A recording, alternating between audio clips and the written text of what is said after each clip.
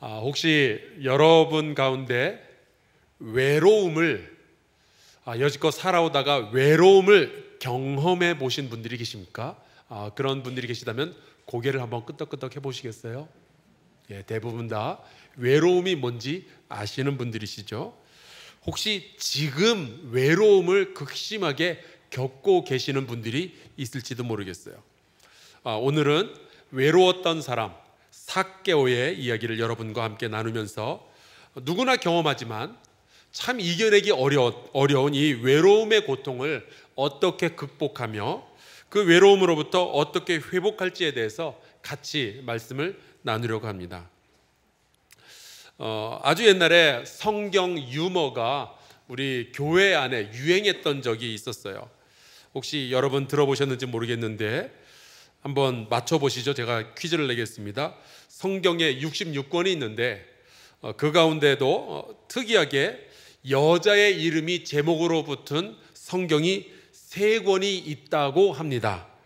그게 3권이 뭔지 아시겠어요?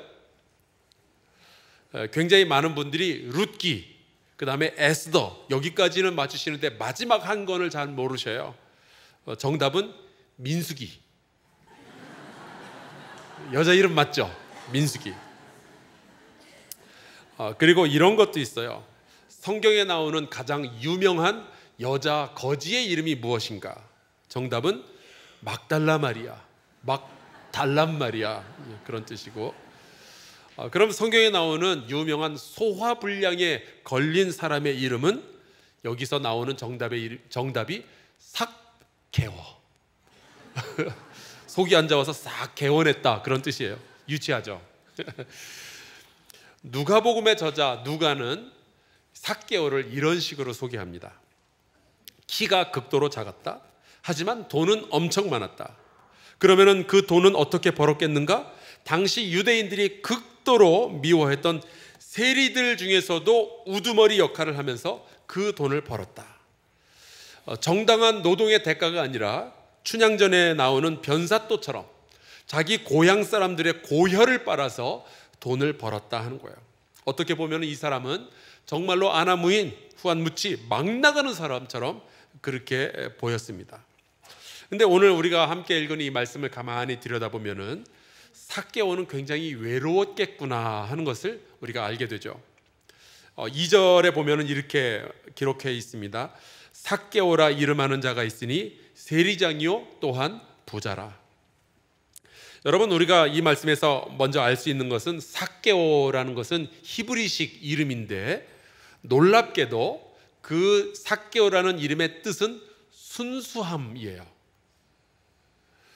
깨끗하고 맑고 순수한 사람이 되어라 라는 뜻으로 부모가 이 아이에게 지어 주었겠죠. 우리 교회에 보면은 은혜라는 이름을 가진 분들이 많은데 여러분은 이름 그대로 은혜 충만한 삶을 사시기를 주의 이름으로 축복합니다. 그런데 많은 사람들이 자기의 이름에 합당한 만큼의 삶을 살지를 못하죠. 제 이름이 성수예요. 그 뜻은 거룩하고 뛰어나라 라는 뜻인데 언젠가는 그렇게 될 줄로 믿습니다. 지금도 가끔은 그렇게 살기도 해요. 예전에 제 친구가 해줬던 말이에요. 자기가 군대에 처음에 입대해서 보니까 같이 동기로 들어간 친구인데 그 이름이 전우주래요. 야, 너 참 이름이 특이하다. 그러고서 이제 같이 군대 생활을 했었는데 몇 달 있다가 신병이 하나 들어온 거예요. 근데 이 신병, 쫄병의 이름이 우주왕. 고참은 전우주, 쫄병은 우주왕. 여러분, 이름은 우주왕이지만 쫄병으로 지냈어요. 자기의 이름에 합당한 그런 삶을 살지 못했죠. 하지만 적어도 이름의 뜻과 삶이 반대로 살지는 않았잖아요. 근데 삭개오는 반대였어요. 그는 순수함이라는 이름을 지녔지만 그의 삶은 전혀 순수할 수가 없었습니다. 왜냐? 그의 직업이 세리장이었거든요. 게다가 부자래요. 그 말은 그는 동족의 배신자라는 말이에요. 모든 권모술수와 배신과 모략, 속임수, 협박, 이런 것들이 그를 세리장과 부자의 자리에 올려놓았을 거예요. 그런 사람이 순수함이라는 이름을 가지고 있으니 누가도 이 복음서를 쓰면서 기가 막혔던지 예수께서 여리고를 지나가시다가 삭개오를 만났다 그렇게 쓰시질 않고 순수라는 이름을 가진 자가 있는데 말도 되지 않게 그는 세리장이었다 이렇게 써놓은 거예요. 유대인의 마을에서 세리장이요 부자로서 살았다라는 말은 다른 말로 하면 외로웠다라는 이야기예요. 그는 고립되어 있었어요. 모든 사람들과의 아름다운 관계가 다 단절된 상태로 이 삶을 살았었습니다. 아마 삭개오도 어렸을 때부터 이 여리고에서 같이 자라난 친구들이 있었을 거예요. 그러나 어느 순간부터 그들과 더 이상은 친구가 될 수 없었어요. 왜? 세리장이니까. 여리고라는 동네는 아마 친척들도 살고 있었겠죠.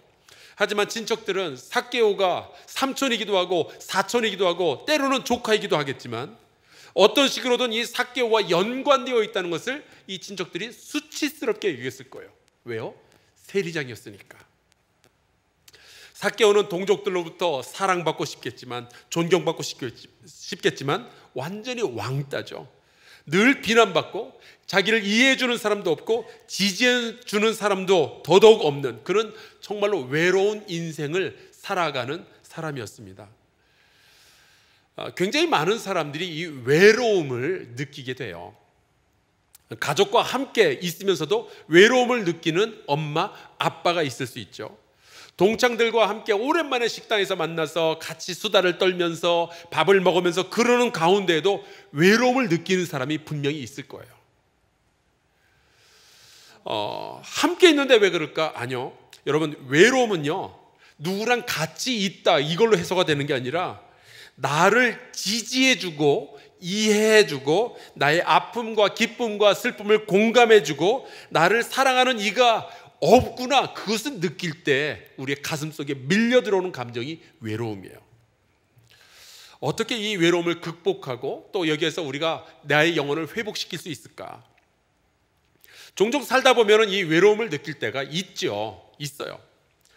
지난주에 세종대학교에서 선교 한국이라는 대회가 열렸습니다. 1988년부터 시작돼서 올해까지 이제 30년 동안을 그게 이어왔는데 이 두 해에 한 번씩 그렇게 열리게 되거든요. 우리 대한민국이 세계 제2위의 선교사를 파송하는 그런 국가가 된 데에는 이 선교 한국이라는 대회가 큰 역할을 감당을 했죠. 저는 이 1992년에 이 선교 한국 대회에 가서 은혜를 받고 제 삶을 주님께 다시 한번 드리기로 헌신했던 기억이 있어요. 그런데 이 올해 선교 한국을 이 세종대학교에서 열면서 주최 측에서 저에게 연락이 왔는데 1992년에 선교 한국에 거의 5,000명 정도의 젊은이들이 모였었는데 그들 가운데 대표로서 한번 와주실 수 있느냐 그런 거예요. 그래서 제가 갔습니다. 가서 보니까 1988년, 1990년, 1992년 이렇게 쫙 2년마다 한 번씩 대표가 2명씩 이렇게 쫙 이렇게 모였더라고요. 제가 할 일은 딴 거 없고 주최 측에서 이제 나누어주는 티셔츠가 있는데 그것을 입고 이 무대 위로 올라가서 다른 참가자들과 함께 찬양도 하고 기도하고 그 자리에서 이제 결단의 순간에 그때 같이 어떤 퍼포먼스를 하는 거였어요. 근데 문제는 이게 무대 위에 올라가기 10분 전에 제가 화장실로 가서 그들이 나누어진 티셔츠 있죠. 그것을 갈아입었는데 입고 보니까 사이즈가 너무 작은 거예요. 저는 105나 110을 입어야 되는데 이들이 나눠준 티셔츠는 90 정도 될까? 무대에 올라갈 시간은 거의 다 됐는데 그 주최 측에서도 다른 옷 바꿔줄 수가 없대요. 옷이 없대요. 보니까 남들은 다 사이즈가 넉넉해요. 저만 쫄티예요. 어쩔 수 없이 그 작은 옷을 입고 무대 위로 올라갔는데 한 1,500명 정도가 젊은이들이 쫙 쳐다보고 있고 저는 올라가서 혼자 쫄티 입고 있는데 외로웠어요. 나 혼자서 이 억울한 사연을 누구한테 말도 못하겠고.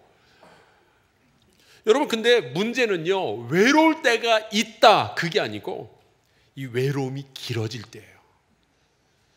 외로울 때가 있는 게 아니라 외로움을 끌어안고 살아야 될 때, 그게 참 우리에겐 힘든 일이죠. 이게 외로움이 길어지면요 이게 우리의 인생의 파괴적으로 작용할 수가 있습니다. 최근에 서점에서 많이 팔리는 책들 가운데 이런 제목이 있어서 하나 제가 샀어요. 제목이 이래요. 죽고 싶지만 떡볶이는 먹고 싶어. 보셨어요? 여러분, 이 책에서 제일 좋은 거는 제목이에요. 내용은 그냥 그랬는데, 근데 이 제목의 밑에 보니까 이런 글이 쓰여져 있더라고요. 자기가 지금 힘든 줄도 모르고 사는 사람이 많아요. 이유 없는 허전함에 시달리면서. 저자는 우울증 환자예요.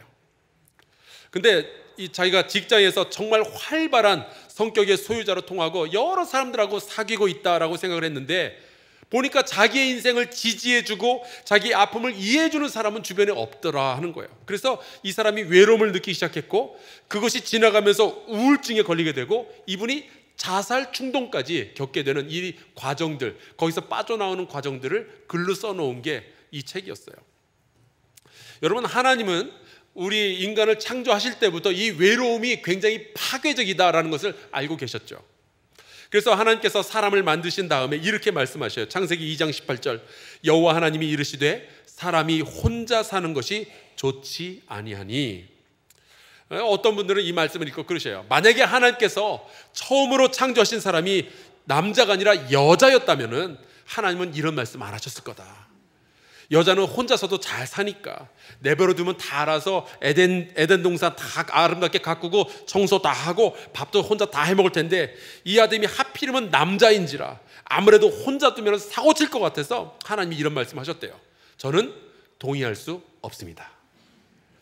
하와가 선악과 따먹을 때 아담한테 안 물어봤어요. 혼자 결정해서 그 사단이 난 거예요.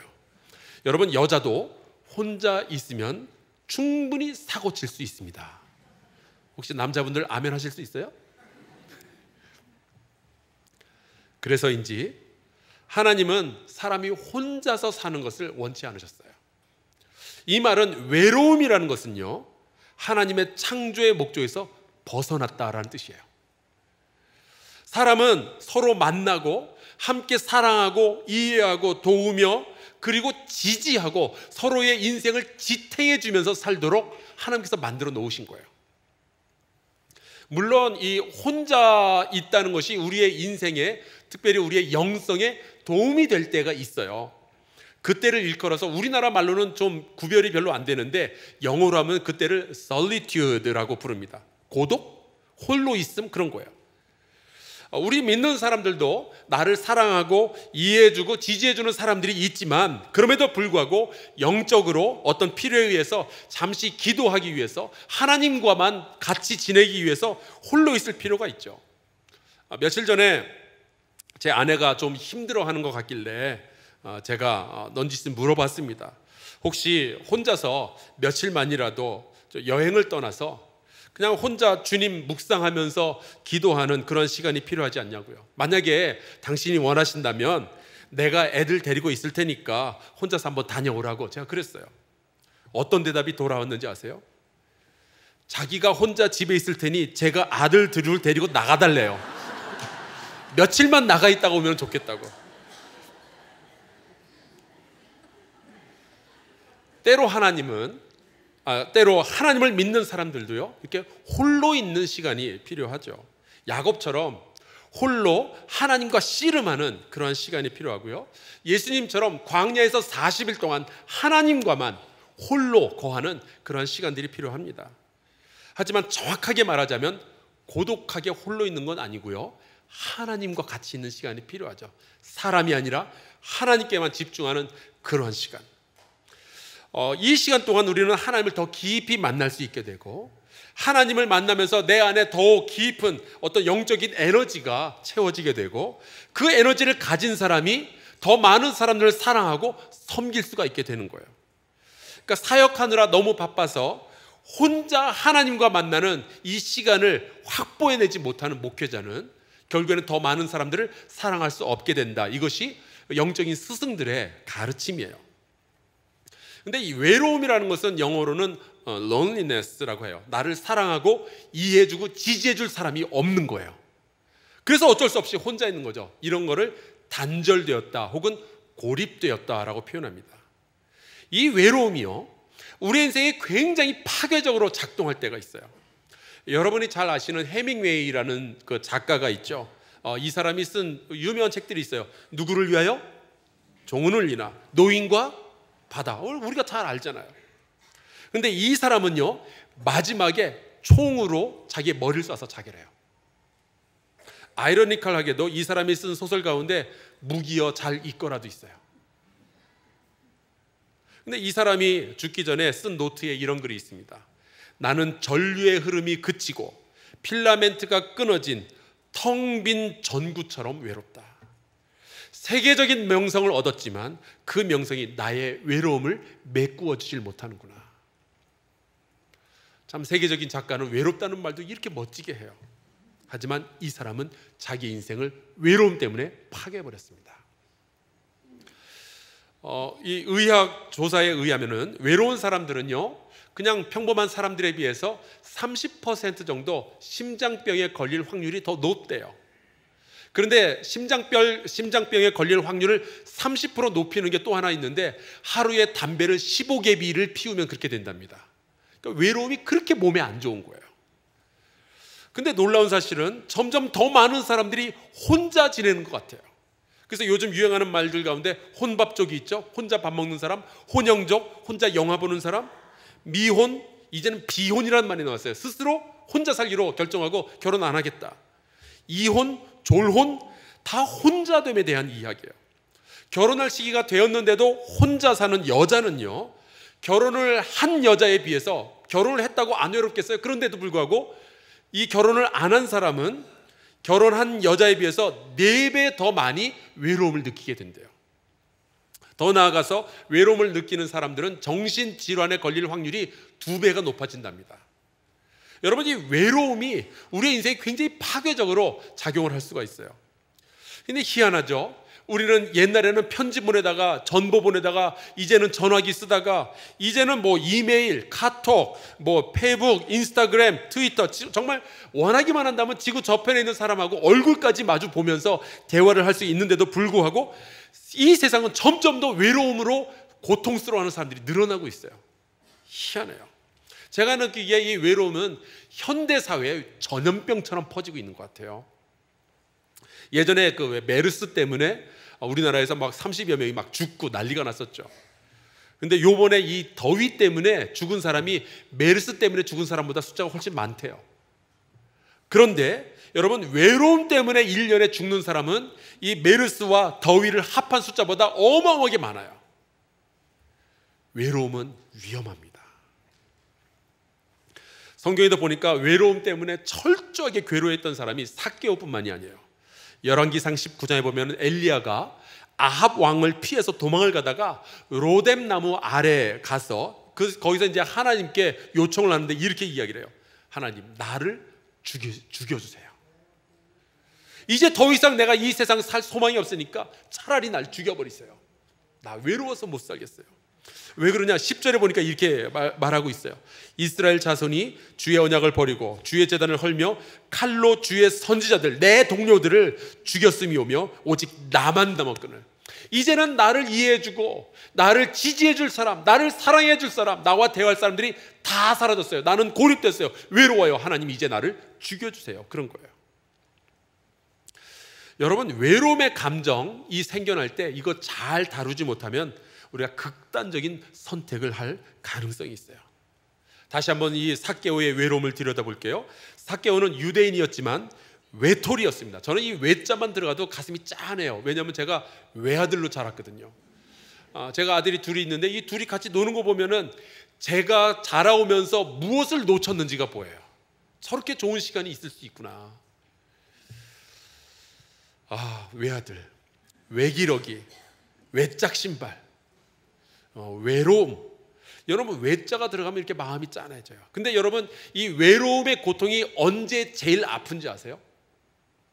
나빠해놓고 다른 사람들은 다 친하게 지내는 것처럼 보일 때, 다른 사람들은 다 아는 이야기 나만 모르는 것 같을 때, 이때가 아프죠.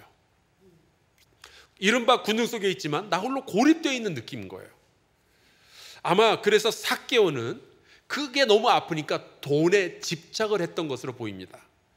외로움을 가진 사람들의 증상 가운데 하나가 이거예요. 돈, 권력, 명예, 인기 등등에 집착을 하죠. 내 빈 공간을 채우기 위해서. 그것이 채워지지 않으면 극단적인 선택을 하기도 하는 거예요. 자, 우리가 이런 외로움을 만나게 되었을 때 혹이라도 그냥 스쳐 지나가는 외로움이 아니라 이 외로움이 내 삶에 머물러서 나를 괴롭히기 시작할 때 그때 나는 무엇을 해야 되는가?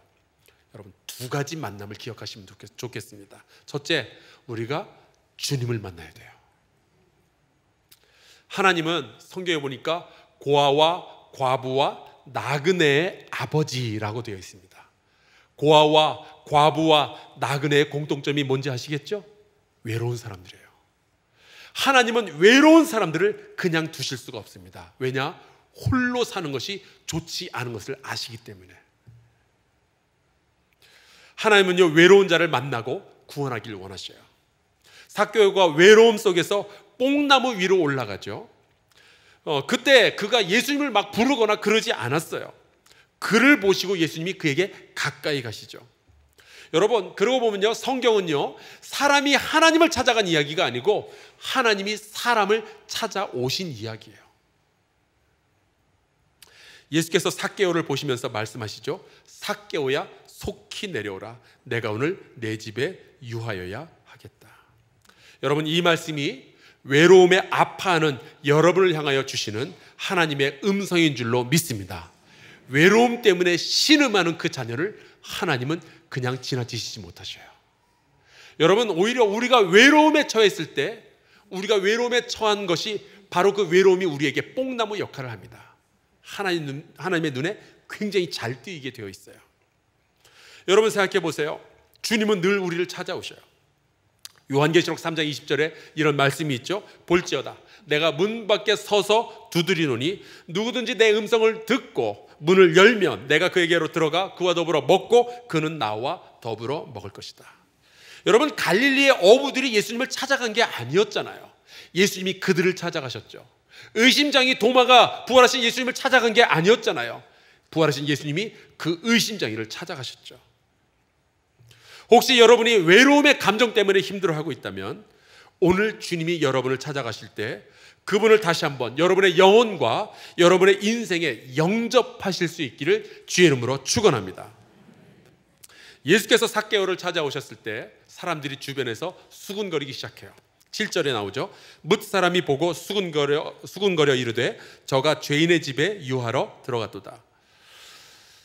예수님께서 사람들이 그렇게 수군거린다는 것을 모르실 리가 없어요. 왜냐하면은 이게 그 사회에 이 세리장의 집에 누군가가 찾아간다, 죄인의 집에 들어가는 건데 그거는 있을 수 없는 일이거든요.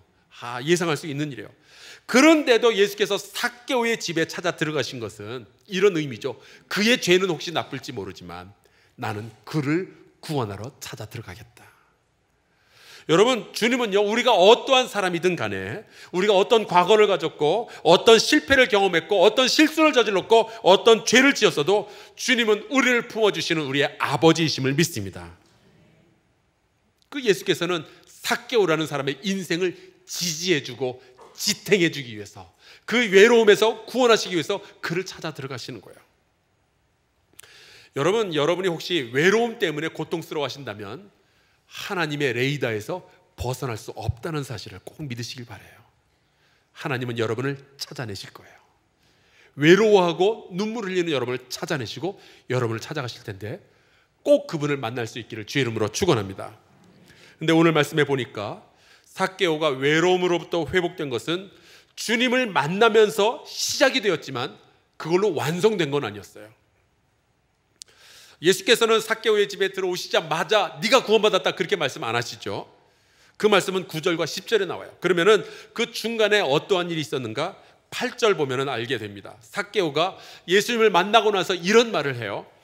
내 소유의 절반을 가난한 자들에게 주겠사오며 만일 네 것을 토색한 일이 있으면 4배나 갚겠나이다. 여기에서 이 주님을 만났던 삭개오는 두 번째 만남을 준비하게 됩니다. 누구예요? 이웃과의 만남이에요. 여기에서 두 번째 만남, 이것이 외로움으로부터의 회복을 완성하는 만남입니다. 주님을 만난 삭개오는 이제 자기가 이웃들을 만나러 나가겠다고 결단을 내리는 거예요. 찾아오신 주님을 만난 삭개오는 이제 자기가 이웃을 찾아가겠다. 왜요? 이제 힘이 생겼거든요. 나의 인생을 붙들어줄 그 예수님을 만났거든요. 그래서 내가 피해를 입혔던 사람들, 관계가 소원해진 사람들, 나를 지금 미워하고 있는 사람들, 나와 담을 쌓았던 그들에게서 내가 더 이상 도망치는 것이 아니라 이제 내가 그들을 찾아가서 그들을 만나고 내가 용서를 빌겠습니다. 여리고에 사는 또 다른 삭개오들이 있을 터인데 내가 그들을 찾아가겠습니다. 만나겠습니다. 사랑하겠습니다. 나의 것을 내어주겠습니다. 그 이야기를 하니까 그때 예수께서 이렇게 말씀하셔요. 오늘 구원이 이 집에 이르렀으니 이 사람도 아브라함의 자손이미로다. 주님을 만난 사람은 누군가를 사랑할 힘이 생길 줄로 믿습니다.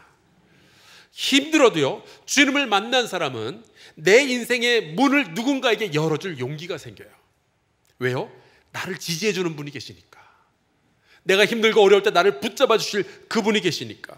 내 인생을 지탱할 주님이 계시니까 그 힘으로 우리가 누군가에게 다가가고 누군가에게 사랑을 베풀 수가 있게 되는 거죠. 여러분, 사실 외로움을 깊이 생각해 보면 이렇게 결론이 나요. 외로움은 누군가의 사랑을 받지 못해서 생기는 게 아니라 누군가를 진정으로 사랑할 수 없기 때문에 생기는 거예요. 그렇지 않아요? 하나님께서 아담을 창조하셨을 때 하나님은 아담과 둘이서만 동산을 거니실 수도 있었을 거예요. 그러면 아담은 그렇게 말하겠죠. 하나님만으로도 충분합니다. 우리가 그런 식으로 이야기하잖아요. 주님만으로 족합니다. 아니요. 하나님은 사람이 하나님과만 거할 것을 원하시는 것이 아니라 사람이 또 다른 사람을 만나서 사랑의 관계를 가지기를 원하셨어요. 그래서 주님은 교회를 세우시는 거죠. 하나님의 창조의 원리는 우리가 하나님을 만나고 그 하나님의 사랑을 힘입어서 또 다른 사람을 만나 그들에게 내가 받았던 하나님의 사랑, 그 은혜를 흘려보내는 것. 그것이 창조의 원리예요. 그래서 우리가 서로 이해하고 사랑하고 지지하고 서로 지탱하는 공동체로 살아가는 것, 그것이 하나님께서 원하시는 거죠. 그것이 우리의 외로움으로부터 벗어나는, 외로움의 상처로부터 회복되는 완성의 길이에요. 저희 식구가 2003년에 미국 오클라호마에 한국 사람들이 아무도 없는 그런 동네에 있는 미국인 교회로 파송을 받아서 처음으로 제가 목회를 하러 갔었습니다. 너무 자신이 없었어요. 외로웠어요. 밤 8시에 뭐가 좀 살 일이 있어가지고 길거리로 나가봤는데 정말 놀라운 게 모든 상점의 문이 다 닫힌 거예요. 밤 8시인데 불도 다 꺼져 있어요. 얼마나 놀랐는지 모릅니다. 처음 몇 달인 그래서 굉장히 힘들었어요. 아는 이도 없고 말이 영어를 하니까 영어로 말은 통하지만 여러분, 말이 통하는 거하고 마음이 통하는 건 다른 이야기예요. 아시죠? 그래서 여러 사람들이 있지만, 우리 교인들이 수백 명이 있지만 너무 외로운 거예요. 그런데 나의 외로움을 아셨는지 주께서 저를 만나주셨어요. 사람들과 만나서 외로움을 달래기 위해서 막 급급하기보다는 차라리 내가 하나님을 만나겠다 싶어서 하나님의 말씀을 묵상하고 기도하고 성경을 연구하는데 저의 모든 시간을 쏟아냈습니다. 그때 배운 것이 하나 있어요. 외로워도 예수님하고 함께 있는 것이 온 세상 사람들을 전부 친구로 만드는 것보다 낫구나. 그게 훨씬 행복하구나. 그걸 배웠어요. 그분이 외로운 나를 지키시고 여전히 인도하시는 나의 하나님, 나의 아버지라는 것을 제가 깨닫게 되었죠. 외로우니까 제가 그분을 붙들게 되더라고요. 제가 외로우니까 예수님 눈에 훨씬 더 잘 끼는 것 같아요. 뽕나무에 올라간 삭개오처럼. 근데 그랬더니 하나님께서 놀라운 일을 저의 삶 가운데 일으키기 시작하셨어요. 저의 가정이 그 미국 사람들을 사랑할 힘이 생기더라고요.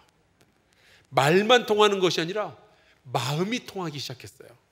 그들을 위해서 기도해주고 그들의 집을 신방하고 아픈 분들의 손을 붙잡아주고 이게 되더라고요. 그랬더니 이 미국 분들도 저희 가정에게, 저에게 마음의 문을 열고 저희 가족을 사랑하고 이해해주기 시작한 거예요. 그래서 제가 그 외로움을 극복할 수 있었고, 그 교회 역사 중 가장 오랫동안 그 교회에서 목회했던 사람이 된 거예요. 한국 사람이 그런 기록을 냈어요. 올해가 그 교회가 130년이 됐는데 지금까지 그 기록이 안 깨졌어요. 여러분 혹시 살아가다가 고립된 느낌을 받아보신 적이 있나요? 혹시 내 식구가 나랑 같이 등 맞대고 살아가는 이 사람이 나를 잘 이해하지 못해줘서 힘드신가요? 주변에 식구도 있고 친구도 있지만 내 마음속 깊은 이 고통을 알고 있는 분들이 없어서, 이해해 줄 수 있는 사람이 없어서 외로움을 느끼는 분들이 있다면 주님을 만나시길 바라요. 여러분이 주님을 찾기 전에 이미 주님이 여러분을 찾아오실 거예요. 그분을 여러분의 인생과 여러분의 영혼 가운데 맞아들이시면 좋겠습니다. 찬송가 539장에 이런 가사가 있어요. 주 예수께 조용히 나아가 내 마음을 쏟아놓으라. 늘 은밀히 보시는 그 주님께서 큰 은혜를 베풀어 주실 것이다. 내가 주님과 사귀어 산다면 새 생명이 너의 인생 가운데 넘치리라. 우리 함께 찬송하고 잠시 기도하는 시간 갖도록 하겠습니다.